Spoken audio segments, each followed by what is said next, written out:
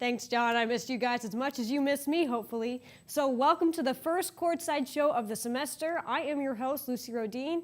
Now, before we get to Iowa's matchup against Illinois, the women took on Michigan at home last night.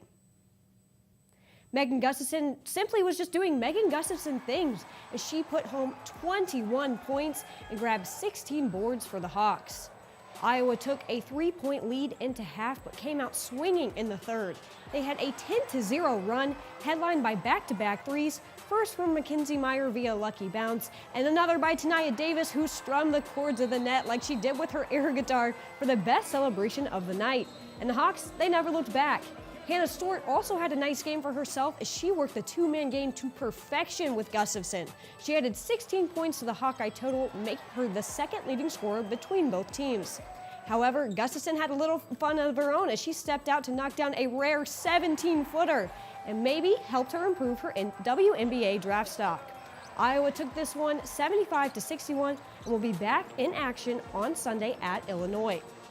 And the Iowa men's team has done their best impression of Bluder's bunch lately with sharp shooting of their own. Members of the team have always said that if they see Jordan Bohannon shoot the ball, they know it's going in, and Bohannon proved them right in their game at Penn State on Wednesday. The Hawks had a 1-point lead with 40 seconds on the clock in a tough road environment, and Jordan Bohannon drains the three all the way from Iowa City. You know what? We got to watch that one again. I mean, wow, Bohannon should be fine with this winter storm about to hit Iowa City since he clearly has ice water in his veins. But looking ahead, the Hawks will have a chance to pass their conference win total from last season when they take on Illinois and Sunday at Carver. But we may not see Tyler Cook in action. Cook went down with an ankle injury against Ohio State and did not play against the Nittany Lions on Wednesday. Coach McCaffrey said that Cook's injury was not nearly as bad as Luka Garza's from a few weeks ago, but right now Nicholas Baer is listed as the starter over Cook, so I wouldn't be surprised to see Fran give Tyler another day to rest on Sunday.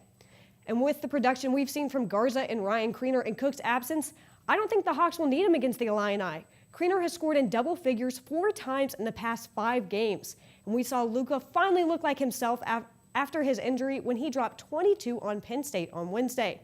And it also helps that the Illini, they're in the bottom half of the Big Ten. They sit at 5-12 on the season, and they just snapped a 5-game losing streak this week against Minnesota.